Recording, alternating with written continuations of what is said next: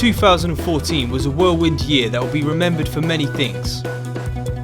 Germany winning the World Cup and becoming the first European team to win a World Cup outside of Europe.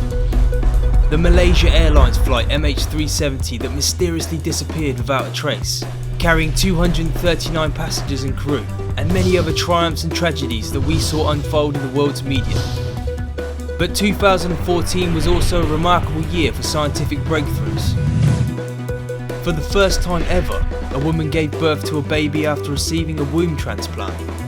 NASA's Orion spacecraft, designed to take humans on deep space exploration missions, completed its first test flight. And researchers showed us the most impressive robot swarm to date, with inch-wide robots that are capable of self-assembling into two-dimensional shapes. With so many scientific strides made, let's take a look at the biggest scientific discoveries of 2014. Scientists complete DNA analysis of King Richard III.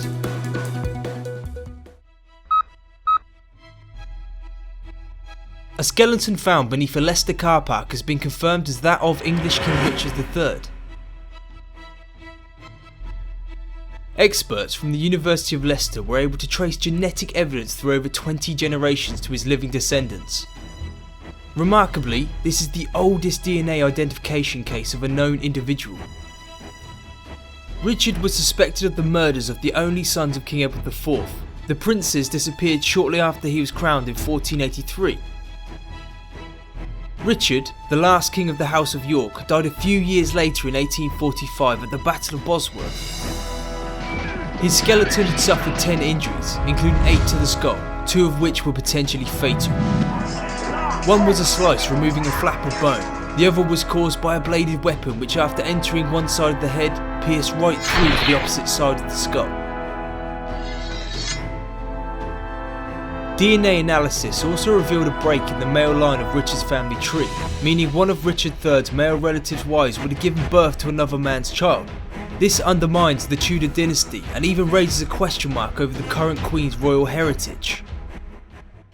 Fossils of an extinct squirrel-like animal were uncovered in China, suggesting that mammals originated more than 200 million years ago. It was previously thought that the first mammals were multituberculates that evolved during the Jurassic period. Multituberculates are a group of rodent-like mammals that existed for about 120 million years, and are often considered the most successful, diverse, and long-lasting mammals in natural history. However, we now know they were not the first mammals thanks to 3 new species of Haramiyid found in China. The near-complete skeletons have given researchers a more detailed look and allowed them to confirm for the first time that Haramiids were in fact mammals. One of the newly identified species had a monkey-like tail and hands and feet that could grasp branches, indicating this graceful species lived in the trees above the dinosaurs. Some Haramiid fossils date back 215 million years to the Triassic period. This means the divergence of mammals from reptiles had to have happened much earlier than some researchers estimated. Indonesian cave paintings are 40,000 years old. The artwork, which was originally discovered in caves in the tropical forests of Sulawesi, Indonesia in the 1950s, had been dismissed as between 5 to 10,000 years old. This was because scientists believed older paintings couldn't have survived the tropical climate. This year, new analysis by an Australian-Indonesian team came to the stunning conclusion that the paintings were much older. Some of the wild animal paintings have a minimum age of over 35,000 years old, and one of the many hand stencils is at least 39,900 years old, making it the oldest example of a hand stencil ever found. While the paint layers themselves can't be dated, the cave art is dated by samples taken from calcium carbide deposits that contain radioactive uranium. Samples taken growing over the artwork give a minimum age, and the samples from under the artwork lead to the maximum age. The discovery has great significance, as prior to this scientists believed modern human artistic intelligence had awoken in Western Europe, as the oldest examples of art were found there, such as cave art found in Spain which is over 40,000 years old, and figurative mammoth ivory sculptures found in German caves that are between 35 and 40,000 years old. This new evidence means that our ancient ancestors from Asia developed artistic skills roughly around the same time as those in Europe. or that modern human ancestors may have even been artists upon leaving the African continent, which would mean many more ancient artistic discoveries could yet be found. A new prosthetic hand is tested and gives amputees a sense of touch. Dennis Sorensen lost his left hand in his 20s while handling fireworks on a family holiday.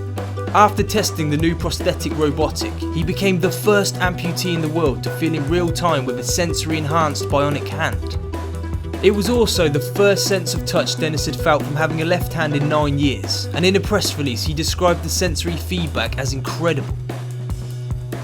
Sensors in the finger's artificial tendons track tension as the hand moves. This information is then relayed to a computer that converts the data into a signal that can be understood by the nervous system. The signal is then sent to 4 electrodes surgically implanted in the upper arm. Remarkably, with sound blocked out and blindfolded, Dennis during testing was able to accurately describe the shape and consistency of the objects passed to him. While something on par with Luke Skywalker's bionic hand in episode 5 may be a long way off, the next step for the sensory feedback bionic hand will be scaling down the technology needed for it to function, making it usable in everyday life. Fossilised bones of a dinosaur found in Argentina are believed to be from the largest creature ever to walk the earth. Paleontologists announced the discovery of the largest dinosaur to have ever walked the earth. Dreadnoughtus lived between 66 to 84 million years ago. The massive ceropod weighed around 65 tons, 9 times the weight of a Tyrannosaurus rex, and was 26 meters in length.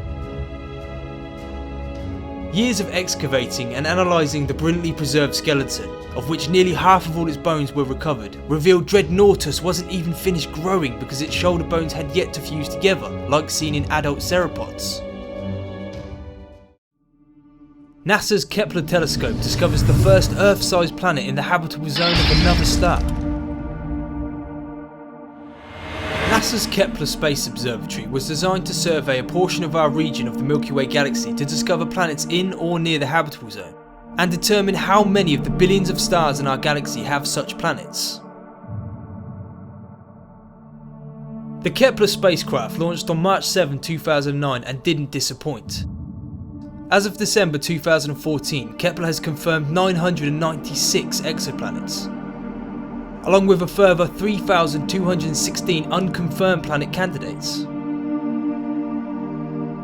Kepler 186f, described as Earth's cousin, is perhaps the most interesting of them all and was presented at a conference on the 19th of March 2014. Prior to the discovery of Kepler 186f, the most Earth-like planet was Kepler 62f. Kepler 62f is 40% larger than the size of Earth and situated in its star's habitable zone. Kepler 186f is less than 10% larger than Earth, the perfect size to be a rocky planet, and also resides in the habitable zone, which is the region around the star which is the right distance to support liquid water on a planet's surface. Kepler 186f orbits its star, a red dwarf, once every 130 days, and if you could stand on the surface of the planet, the brightness of its star at high noon would appear as bright as our sun at about an hour before sunset on Earth. The European Space Agency lands on a comet.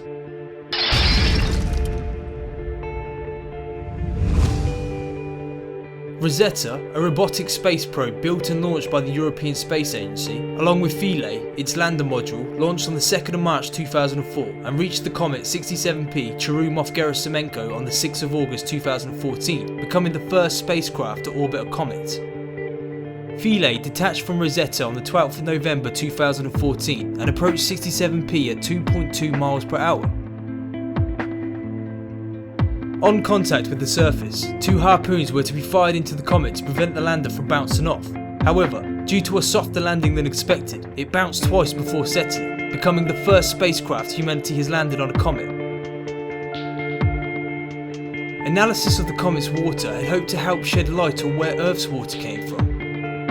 Unlike the comet Hartley 2, which the European Space Agency studied in 2011, the Rosetta mission found that the comet's water was not a match with Earth's water, as it contains more of a hydrogen isotope called deuterium than the water on Earth does.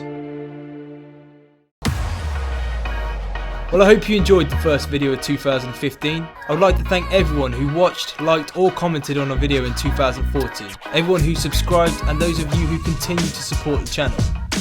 Happy New Year, and I look forward to bringing you loads of new content throughout 2015.